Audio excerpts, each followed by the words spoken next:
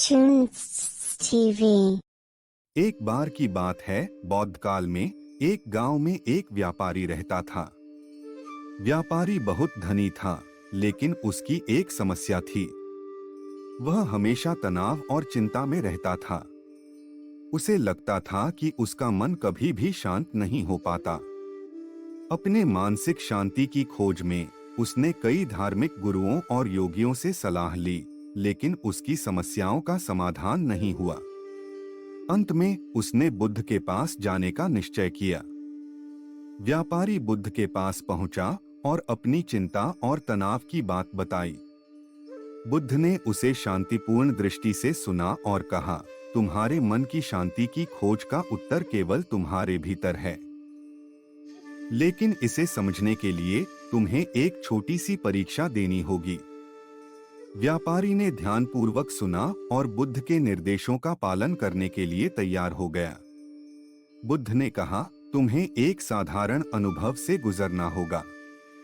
पास के गांव में एक तालाब है, वहां जाकर एक दिन बिताओ। तालाब में खुद को देखने से पहले तुम्हें ध्यान से देखना होगा कि तालाब का पानी कैसे शांत और स्पष्ट हो सकता है।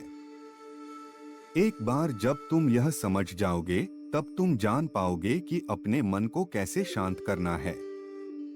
व्यापारी ने बुद्ध की बात मान ली और तालाब की ओर चल पड़ा।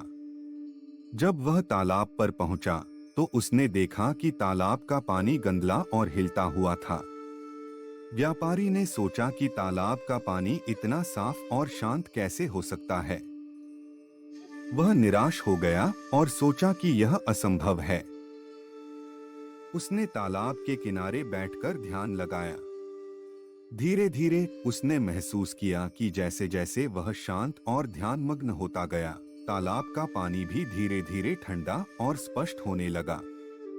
उसने देखा कि जो पानी पहले गंदला और हिलता हुआ था, अब वह साफ और शांत हो गया है।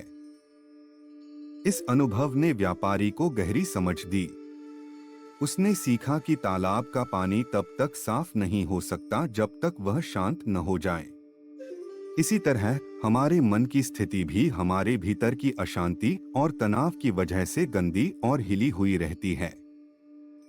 जब हम अपने मन को शांत और स्थिर बनाते हैं, तब हमारी आंतरिक अशांति भी धीरे धीरे दूर हो जाती है। व्यापारी ने अपने अनुभव को समझा और बुद्ध के पास लौट आया। उसने बुद्ध को बताया कि वह अब समझ गया है कि अपने मन को शांत करने के लिए उसे अपने भीतर की अशांति को दूर करना होगा। बुद्ध ने उसकी समझ की सराहना की और कहा, यही सच्चा ज्ञान है। जब तुम अपने मन को शांत करोगे, तब तुम अपने जीवन की अन्य समस्याओं को भी सरलता से हल कर सकोगे। व्यापारी ने बुद्ध की उपदेशों को अपने जीवन में अपनाया और उसने अपने मन को शांत रखने के लिए नियमित ध्यान और आत्मविश्लेषण का अभ्यास किया। वह अपने जीवन में खुश और संतुष्ट महसूस करने लगा। उसने सीखा कि बाहरी परिस्थितियों को बदलने के बजाय अपने भीतर की अशांति को शांत करने से ही वास्तविक शांति मिलती है।